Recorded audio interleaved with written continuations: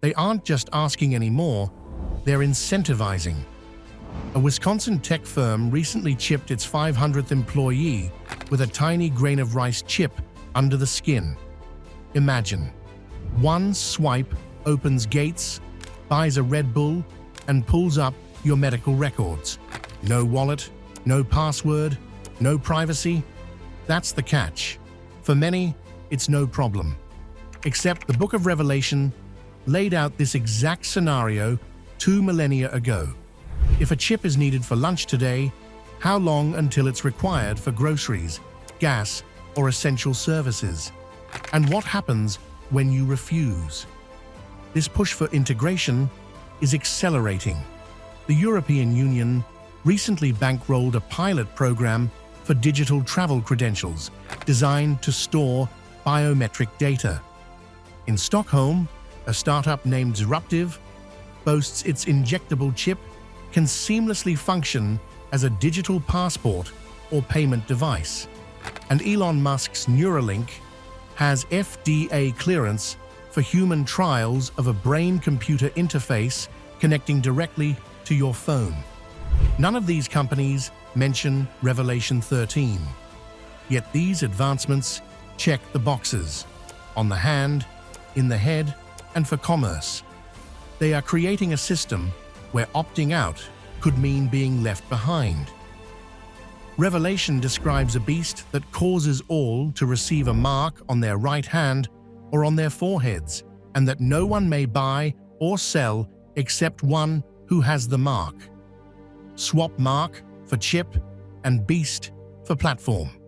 That's the sales pitch at many major fintech conferences. The number 666 wasn't random. It's widely understood as the gematria for Nero Caesar, the dictator who stamped coins with his face as a reminder that all commerce flowed through him.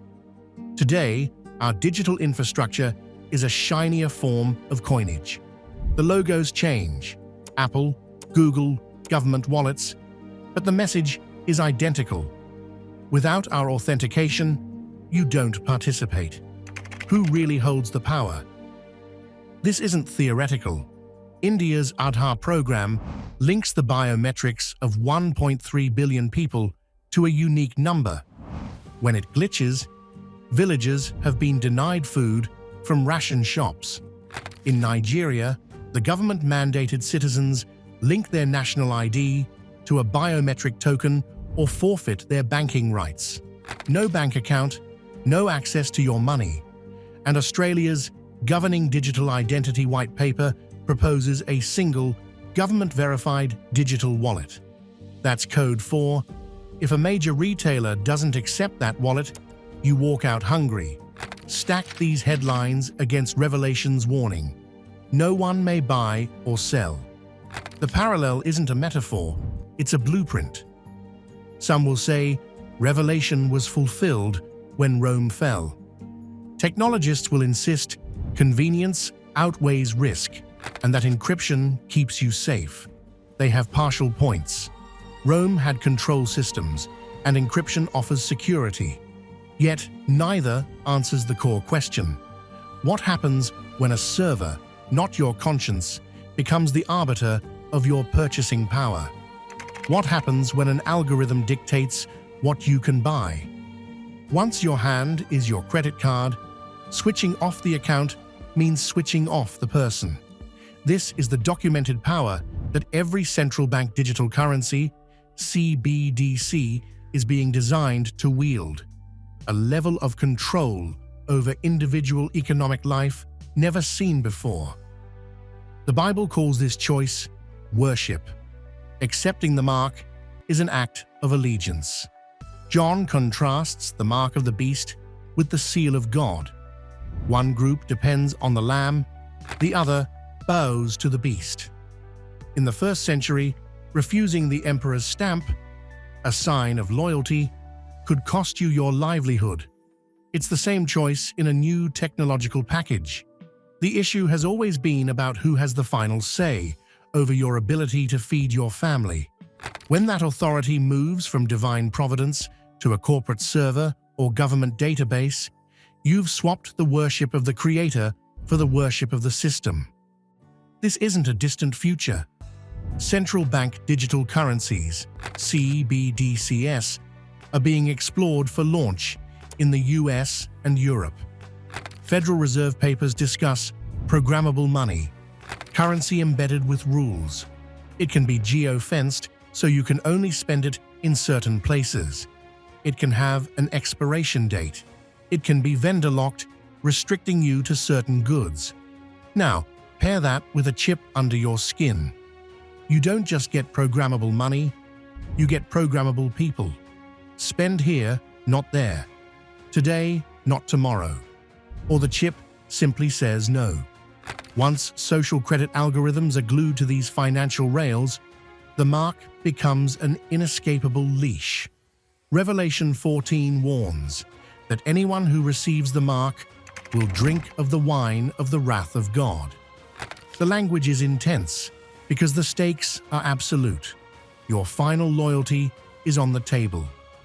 If hearing all of this is making you rethink that seemingly harmless implant hype, or making you see the broader implications of our increasingly digital economy, then please hit that subscribe button right now.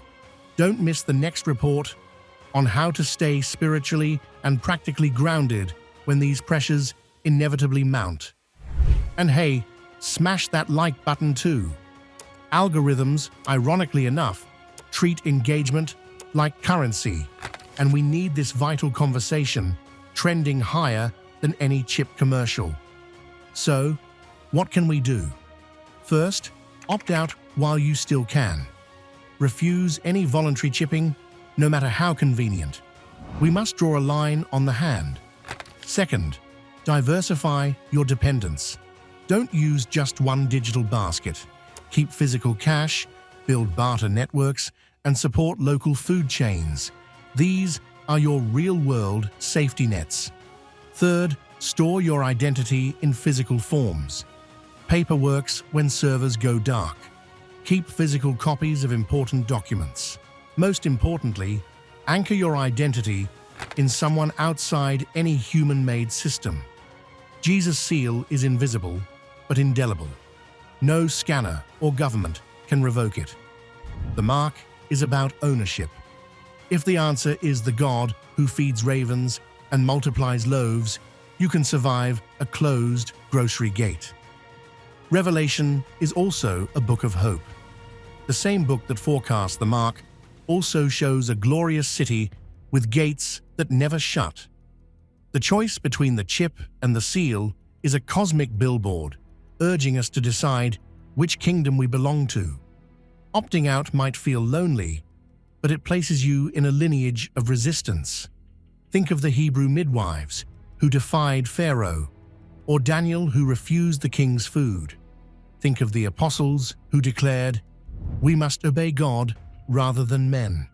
True faith has always been resistance wrapped in trust. Tyrants fall, systems crumble, and advanced chips become museum relics.